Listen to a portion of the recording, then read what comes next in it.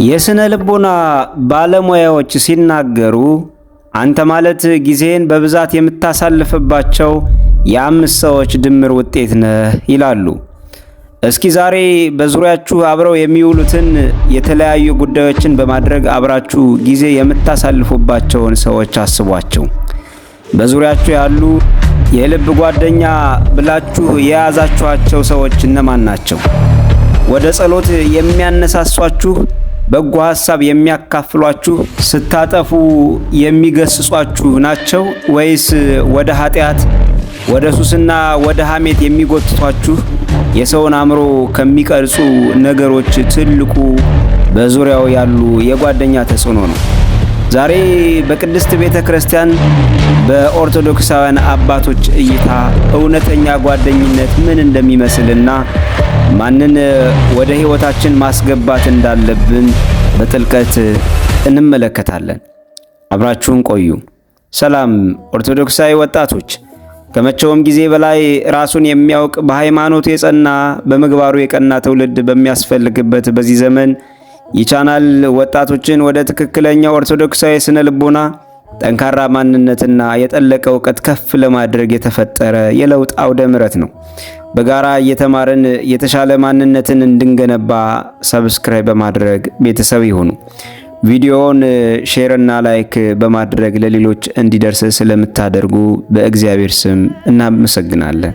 ወደ ዛሬ ሐሳባችን ንግባ።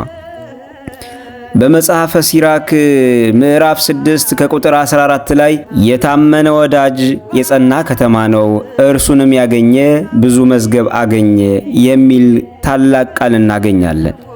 ይህንን መዝገብ ግን ዝም ብሎ በየመንገዱ የሚገኝ ወይም በምድር ወርቅና ብር የሚገዛ አይደለም። በጥበብ በንጽህና በጸሎት የሚገነባ መለኮታዊ ስጦታ እንጂ። የቤተ ክርስቲያናችን ታላላቅ አባቶች የሆኑት ቅዱስ ባስልዮስ ዘቂሳርያና ቅዱስ ጎርጎርዮስ ዘእንዚናዙ በአቴና ከተማ ፍልስፍና ሲማሩ የነበራቸው ታሪካዊ ጓደኝነት ለዘመናችን ኦርቶዶክሳዊ ወጣቶች ትልቅ የመንፈሳዊ ማንነት መስታወት ነው። ቅዱስ ጎርጎርዮስ ስለ ጓደኝነታቸው ሲናገር እንዲህ ይላል። እኛ እናውቃቸው የነበሩ ሁለት መንገዶች ብቻ ነበሩ። አንደኛው ወደ ቤተ ክርስቲያን የሚወስድ ሲሆን፣ ሁለተኛው ደግሞ ወደ ትምህርት ቤት የሚወስደው መንገድ ነበር ይላል። አያችሁ ኦርቶዶክሳዊ ወጣቶች፣ ጓደኝነት ማለት አብሮ በዓላማ፣ በእምነት፣ በእውቀት ማደግ ማለት ነው። እኒህ ቅዱሳን አባቶች በአንድ ማደሪያ ክፍል ውስጥ እየኖሩ በአንድ ገበታ እየተመገቡ የአንድ መንፈስ ፍሬዎችን እያፈሩ ያሳለፉት ሕይወት እውነተኛ ጓደኝነት በሁለት አካል ያለች አንድ ነፍስ መሆኗን በተግባር ያሳየን ነው። ታላቁ ቅዱስ ዮሐንስ አፈወርቅ ስለ እውነተኛ ጓደኛ ታላቅነትና በነፍስ ላይ ስላለው ብርሃን ሲያስተምር እንዲህ ይላል። ብዙዎች የፀሐይን ብርሃን ማየት ደስ ይላል ይላሉ። እኔ ግን እውነተኛ ጓደኛ ማግኘት ከፀሐይ ብርሃን ይበልጣል እላለሁኝ። ምክንያቱም ፀሐይ በሌሊት ትጨልማለች። እውነተኛ ጓደኛ ግን በሕይወት ጨለማ፣ በጭንቀትና በመከራ ወቅት ይበልጥ በውስጥ ያበራልሃል።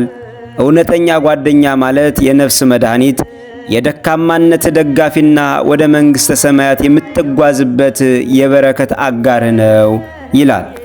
ቅዱስ ዮሐንስ አፈወርቅ እንደሚለው እውነተኛ ወዳጅ ማለት አንተ ስትሳሳት በፍቅር የሚገስጽህ፣ ስትወድቅ የሚያነሳህ እንጂ በጥፋት ላይ አብሮ የሚስማማ ሰው አይደለም ይላል። በአንጻሩ ደግሞ መጥፎ ጓደኝነትን ፍጻሜው ጥፋትና ውድቀት ነው። የሰው ልጅ ክፉ አመልና ስነ ምግባር በቀላሉ ተላላፊ በሽታ ነው። ታላቁ የበረሃ አባት አባ ፔሜን ይህንን አደጋ ሲያስገነዝበን ሕይወቱን ከሚያበላሽ ሰው ጋር ከመቀመጥ ከሚያነቃቃ ሐውልት ጋር መቀመጥ ይሻላል ማለት ክፉ ጓደኛን መሸሽ እንዳለብን በጥብቅ ያስጠነቅቀናል። ይህ ማለት ምንም መልካም ነገር ከማይናገርና ሕይወትን ወደ ኃጢአትና ወደ ከንቱነት ከሚጎትት ጓደኛ ይልቅ ዝም ብሎ የሚቆም ሐውልት እንኳን ከአምላክ ጋር በሐሳብ ስለሚያገናኝ ይሻላል ማለቱ ነው። የገዳማውያን አባት ታላቁ አባ እንጦንስም ይህንን ሐሳብ ሲያጠናክር እንዲህ ብለዋል። ከእብድ እግዚአብሔርን ከማይፈራና ከማያከብር ሰው ጋር መንገድ አትሂድ። ምክንያቱም እሱ ወደ ገደል ሲወርድ አንተንም አብሮ ይስብሃል። ይልቁንም ከአንተ በተሻለ መንፈሳዊ ጥንካሬ መልካም ምግባርና ዕውቀት ካለው ሰው ጋር ተወዳጅ። ያኔ አንተም ሳታውቀው ወደ ከፍታና ወደ ቅድስና ታድጋለህ ይለናል። ቅዱስ ቄርሎስ ዘኢየሩሳሌም ወጣቶችን ሲመክር ደግሞ እንዲህ ይላል። ነፍሳት እንደ ሰም ናቸው፣ የምታስጠጋቸው ጓደኛሞች ደግሞ ማኅተም ናቸው። ሰም በማኅተሙ ላይ ያለውን ቅርጽ በቀላሉ እንደሚቀበል ሁሉ ነፍስህም የምትውላቸውን ጓደኛሞች ባህሪ፣ አነጋገርና አስተሳሰብ ሳታውቅ ትቀዳለች። ስለዚህ ማኅተምህ ወደ ፈጣሪ የሚያቀርብ መሆኑን አረጋግጥ ይለናል። እውነተኛ ክርስቲያናዊ ጓደኝነት ለምድር ስኬት ብቻ ሳይሆን ለዘላለም ሕይወት የሚጠቅም መሆን አለበት። አምብሮሲዮስ እንዳለው ከሁሉ በላይ የሆነው እውነተኛ ጓደኝነት ሁለቱ ወዳጆች እርስ በርስ ስለ ነፍሳቸው መዳን የሚጨነቁበት፣ አብረው ወደ እግዚአብሔር የሚጸልዩበትና በጎነትን የሚለማመዱበት መንፈሳዊ አንድነት ነው ይለናል። ወዳጆቼ ሆይ በሕይወታችሁ የምትመርጡት ጓደኛ ወደ የትኛው መንገድ እየመራችሁ እንደሆነ ቆም ብላችሁ አስተውሉ።